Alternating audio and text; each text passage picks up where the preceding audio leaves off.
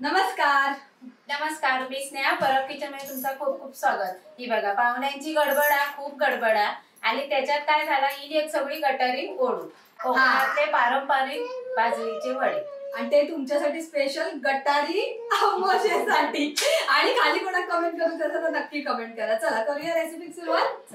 चला आता आपण भाजून घेण्यासाठी मी एकच मोठासा भांडा घेतलाय. मी राशनचं तांदूळ घेतलेलो आहे. गावाकडचे असतील ते घेवा, जुनं तांदूळ घेवा. कुठलंही नवीन तांदूळ वड्यांका घेऊ नको. किती घेतलाय? 1 किलो घेतलंय मी. 1 किलोची बरोबर 1.5 पावणे 2 किलो भाजणी तयार होता.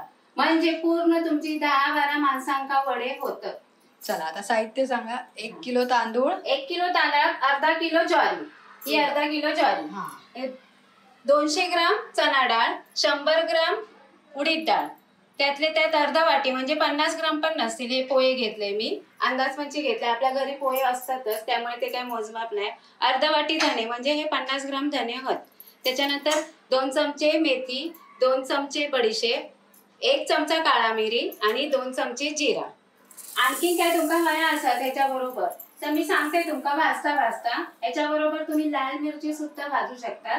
त्यांनी छान खमंग येतात. आम्ही कढईत डायरेक्ट सगळेच तांदूळ घेतले. सगळेच तांदूळ म्हणून मोठासा भांडा घ्यावा. गॅप की आपली भाजण्यापेक्षा कसा एक सलग तांदूळ भाजले जात नाही.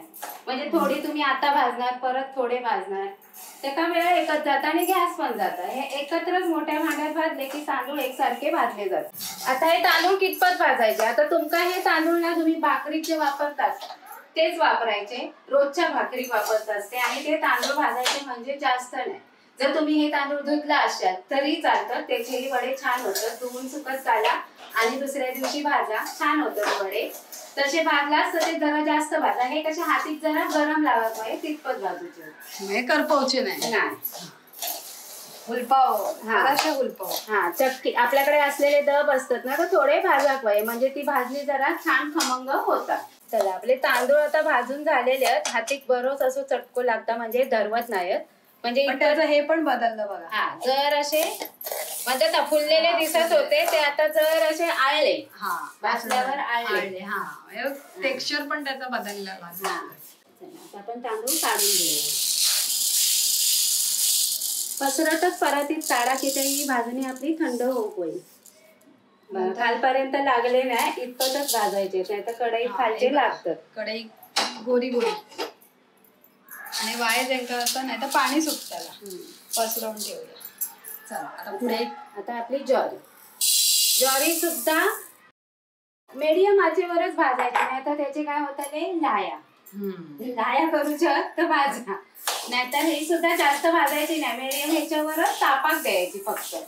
बघा भाजणीचे वडे खाऊ किती कष्ट असतात. हो, पण भाजणी परफेक्ट झाली तर त्या वड्यांची जी मजा येतात, भाजणीच्या वड्यांचा चव ती तुम्ही बाकीच्या वड्यांचा नसता. म्हणून ते जे म्हणतात ना हॉटेलात खाऊ गेला तरी ते वडे महाग गावतात.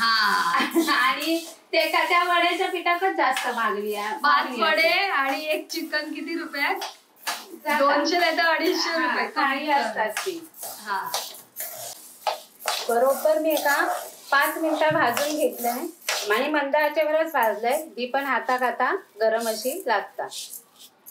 आता ही सुद्धा काढून घेऊ.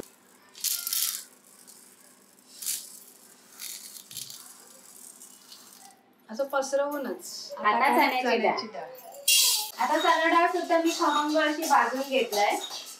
ती जरा जास्तच भाजायची कारण चणा डाळ खूपच दब असतात, चिवट असतात थोडी, म्हणून ती मी जास्त भाजलाय. पण सुगंध येईल होत्या. सुगंध येईपर्यंत भाजायची ती, कारण चणा डाळ दब असतात आणि म्हणून त्याचा पीठ गुठळे जास्त पडतो.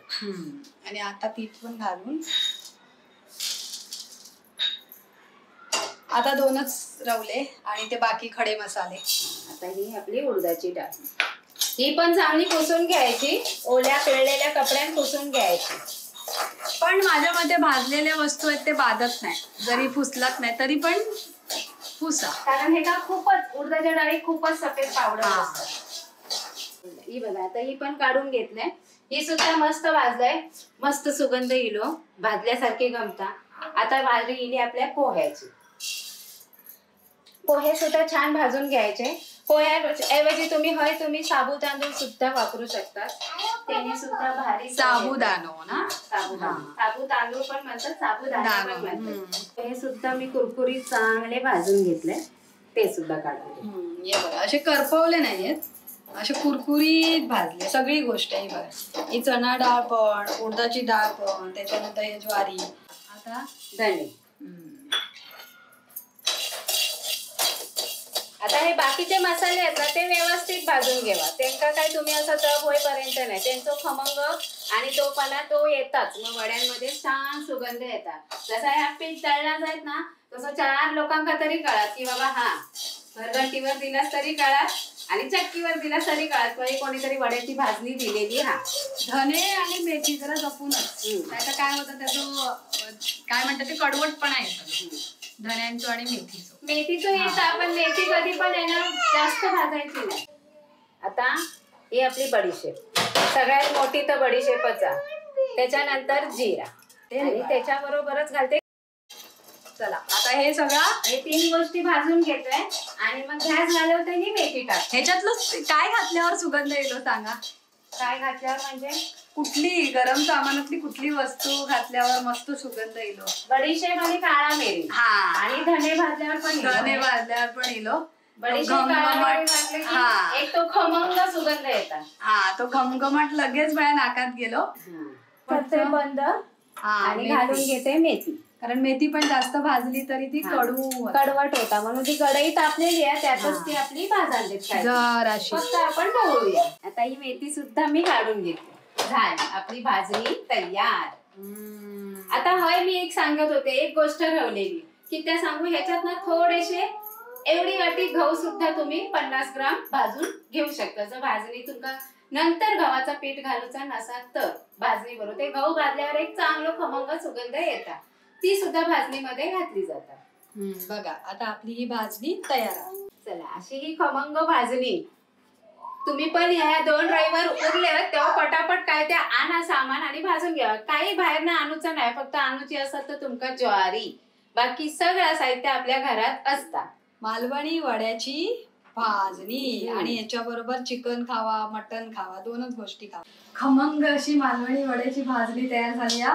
आता काय करूचं रवला फक्त माहितीये, आता थंड होची वाट बघूया आणि चक्कीवर जाऊन दळून आणूया. आणि सांगतोय चक्कीवर दिला तर तो चक्कीवाला समजून जातो. जसं आमच्या चक्कीवाला सांगायचा लागत नाही, हा लाडूचा, या भाजणीचा, या चकलीचा, तो बरोबर दळतात. तसं जर प्रॉपर मुरलेलो चक्कीवाला असात तर, नाहीतर नसात नवीन असात तर त्याका काय सांगा या वड्याचा, मग तो दळतो बरोबर कसा. आणि घरघंटीवर असत तर त्यांना विचारा तुम्ही की कुठली चाल. तसा ह्या वड्याचा पीठ फसफशीतच असतात.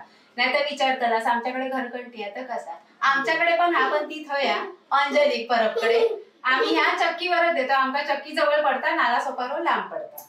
चला आता अशा प्रकारे ही रेसिपी लाईक करा, शेअर करा, सबस्क्राईब करा आणि लवकरात लवकर भाजणी बघा. आणि वड्याची रेसिपी होई असा त्या भाजणीच्या तर खाली कमेंट मध्ये सांगा.